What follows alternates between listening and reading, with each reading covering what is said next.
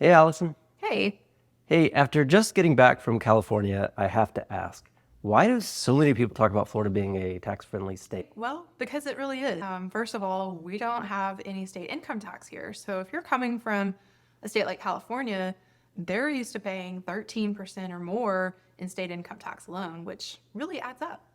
So if I buy a house here on 30A, how does that help me from a tax perspective? Interestingly enough, Florida has low real estate taxes. So you usually will see a 1% on the assessed value for your real estate taxes. And then additionally, if you live here 6 months or longer and in your property, then you can claim homestead.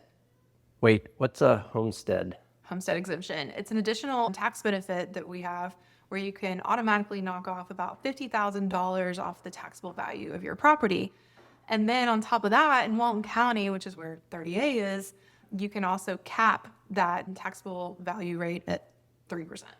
Wow, so you're saying if I own a home here on 30A, that Walton County can only raise my property taxes at the maximum of 3% a year. Correct. They can't go above, some places you'll see 5-10% tax increase every year. And if it's your homestead, they can't do that. What if someone is buying a second home or a vacation rental? Do they still benefit?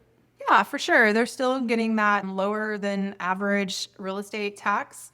And then once they move here full time, they can start claiming homestead and get that additional tax benefit.